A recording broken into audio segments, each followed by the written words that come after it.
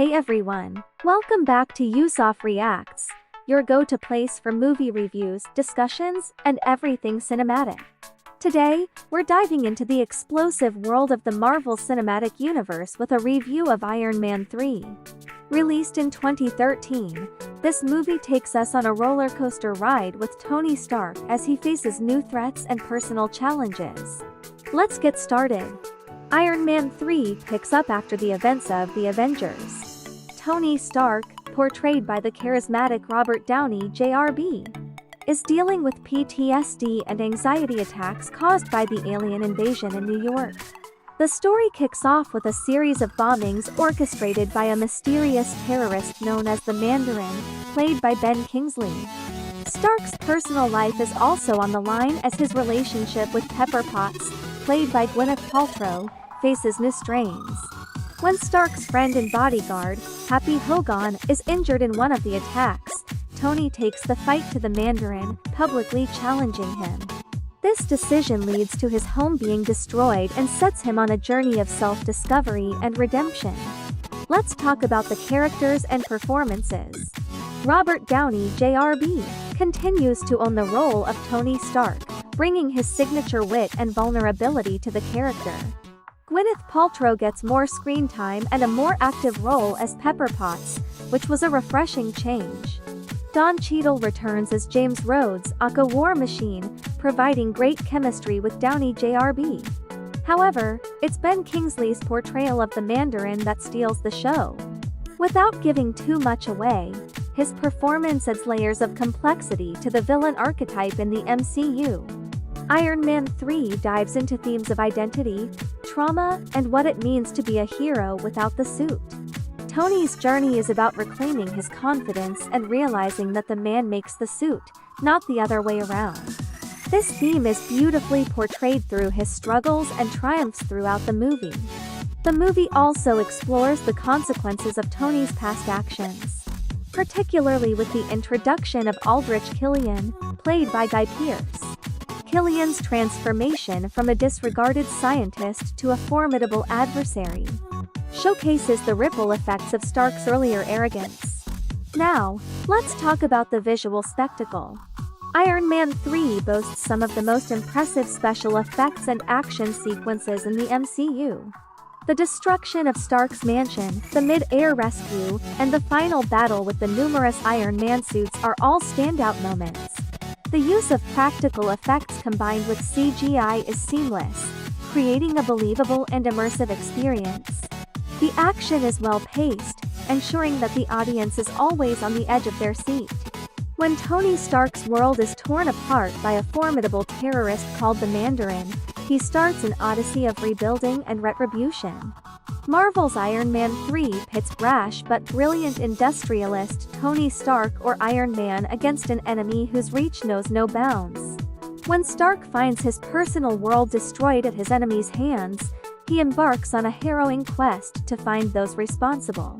This journey, at every turn, will test his mettle. With his back against the wall, Stark is left to survive by his own devices, relying on his ingenuity and instincts to protect those closest to him. As he fights his way back, Stark discovers the answer to the question that has secretly haunted him. Does the man make the suit or does the suit make the man? The events of Loki's attack on New York City has left Tony Stark a completely changed man. Now saddled with a severe case of insomnia and post-traumatic stress disorder, Tony spends his sleepless nights the only way he knows how, coming up with new prototypes for the Iron Man suit. But now new events require that Tony suit up again. A villainous madman known only as the Mandarin has staged a horrible attack on the Chinese theater in Los Angeles, and is coming for Tony. An angry Tony wants to confront the Mandarin face to face, who proceeds to stage an attack on Tony's Malibu mansion, and leaves him with absolutely nothing: no pepper, no toys except for a defunct Iron Man prototype, called the MK-42, and he's stranded in the middle of Tennessee. Tony believes the attack on the Chinese theater and an attack on a small town in Tennessee are related. As he puts the pieces together and tries to get the MK-42 working, he discovers far more sinister forces at work greater than the Mandarin himself. But how does an event from Tony's past fit in with the events of the present? In Malibu, California, Tony Stark has insomnia, and over 72 hours he develops the new prototype Mk-42 of the Iron Man armature. He also recalls events in 1999, in Bern, Switzerland, when he had one-night stand with the genetic scientist Maya Hansen that was researching a regenerative process and made fun of his fan Aldrich Killian on the New Year Eve. There are explosions in Los Angeles, and the terrorist Mandarin assumes the attempts broadcasting through television. When Tony's bodyguard and friend Happy Hogan is seriously wounded in an explosion, Tony Stark challenges Mandarin and gives his address to him.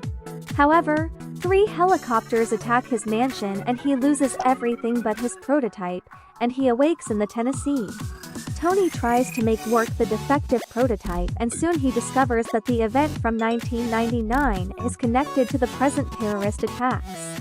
Tony Stark Robert Downing Jr. recalls a New Year's Eve party in 1999 with scientist Maya Hansen Rebecca Hall, inventor of Extremis, an experimental regenerative treatment intended to allow recovery from crippling injuries. This was also where Tony ran into Jensen Schantube for the first time. Disabled scientist Aldrich Killian Guy Pearce offers them a place in his company Advanced Idea Mechanics AIM, but Stark arrogantly rebuffs him. Tony sends Killian to the roof and asks him to wait for him there. Tony forgot all about Killian, and unknown to Tony, Killian waited for him the entire night, and his hatred for Tony was cemented that day. Hansen's work is still incomplete as there is a glitch in her treatment which causes the plants that have received treatment to explode. Years later, Stark's experiences during the alien invasion of New York give him panic attacks. Restless, he has built several Iron Man suits, creating friction with his girlfriend Pepper Potts Gwyneth Paltrow.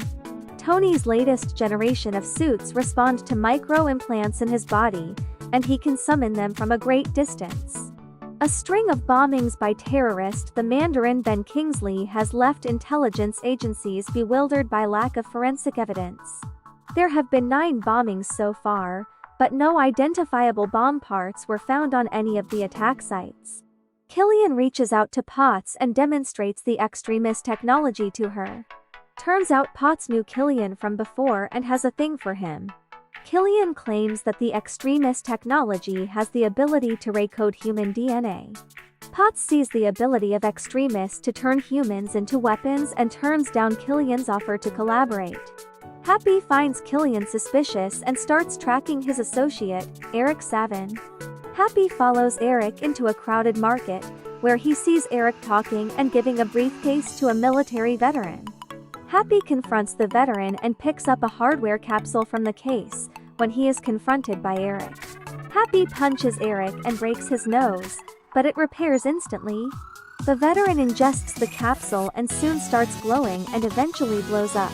Stark Industries security chief Happy Hogan John Favreau is badly injured in the attack, which is blamed on Mandarin after a video is released with Mandarin taking responsibility for the blast. Once again, no bomb parts were found at the site. Tony recreates the site digitally and finds dog tags. Tony cannot speak to Happy as he is comatose. Stark overcomes his stupor and issues a televised threat to the Mandarin, who responds by destroying Stark's home with helicopter gunships. Potts and Hansen, who had come to warn them, survive the attack. Stark then finds himself in rural Rose Hill, Tennessee after his artificial intelligence Jarvis Paul Bettany followed a flight plan from Stark's investigation into the Mandarin. Rose Hill was the location of another blast, which had a heat signature to the one where Happy was hurt. Both blasts generated heat more than 3,000 degrees, and in both cases, a military veteran was involved. Stark's experimental armor lacks sufficient power to return to California, and the world believes him dead. Teaming with Harley Ty Simpkins, a precocious 10-year-old boy, Stark investigates the remains of a local explosion bearing the hallmarks of a Mandarin attack. He finds that the military veterans involved in both explosions were linked to AIM, Killian's company. By hacking into AIM systems, Tony discovers the bombings were triggered by soldiers subjected to Extremis, which at this stage of development can cause certain subjects to explosively reject it. After veterans started exploding, their deaths were used to cover up Extremis flaws by manufacturing a terrorist plot. Stark witnesses Extremis firsthand when Mandarin agents Ellen Brandt, Stephanie Shostak, and Eric Savin James Badgedale attack him. Stark manages to kill Ellen, but Eric revives himself after being shot by Stark. With Harley's help, Stark traces the Mandarin to Miami and infiltrates his headquarters using improvised weapons. Inside he discovers the Mandarin is actually a British actor, Trevor Slattery, who claims to be oblivious to the actions carried out in his name.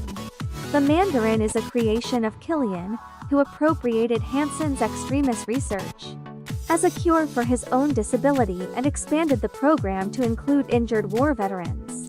Meanwhile, Hansen tells Potts that she believes Killian is working for the Mandarin. After capturing Stark, Killian reveals he is the true Mandarin. He has kidnapped Potts and subjected her to Extremis, intending to infuse her with superhuman abilities and turn her against Stark as leverage to gain Stark's aid in fixing Extremis flaws. Killian kills Maya when she has a change of heart about the plan. Killian has also manipulated American intelligence agencies regarding the Mandarin's location, luring James Rhodes Don Cheadle, the former War Machine, now rebranded as the Iron Patriot, into a trap to steal the armor. Stark escapes and reunites with Rhodes, discovering that Killian intends to attack President Ellis William Sadler aboard Air Force One. Remotely controlling his Iron Man armor, Stark saves some surviving passengers and crew but cannot stop Killian from abducting Ellis. They trace Killian to an impounded oil drilling platform where Killian intends to kill Ellis on live television. The vice president will become a puppet leader, following Killian's orders in exchange for Extremis to cure his own little girl's disability. On the platform, Stark goes to save Potts, and Rhodes saves the president. Stark summons each of his Iron Man suits which were earlier buried under the debris of his destroyed apartment, controlled remotely by Jarvis, to provide air support.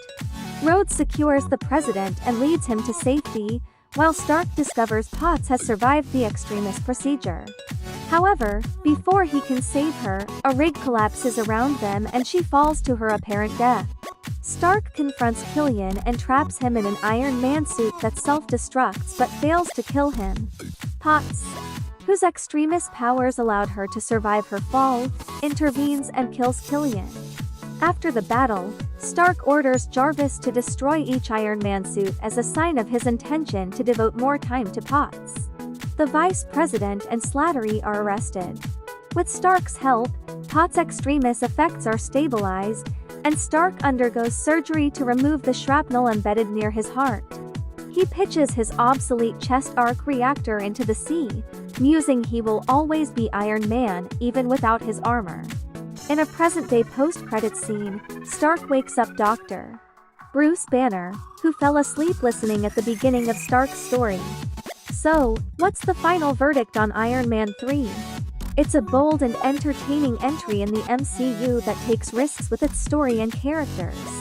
Some fans might be divided on certain plot twists, but there's no denying that it's a thrilling ride from start to finish. Personally, I appreciated the deeper look into Tony Stark's psyche and the evolution of his character. The movie strikes a good balance between humor, action, and emotional depth. Thanks for watching. If you enjoyed this review, make sure to hit that like button, subscribe to the channel, and ring the bell icon to stay updated with our latest content. What did you think of Iron Man 3? Let us know in the comments below. Until next time, stay awesome.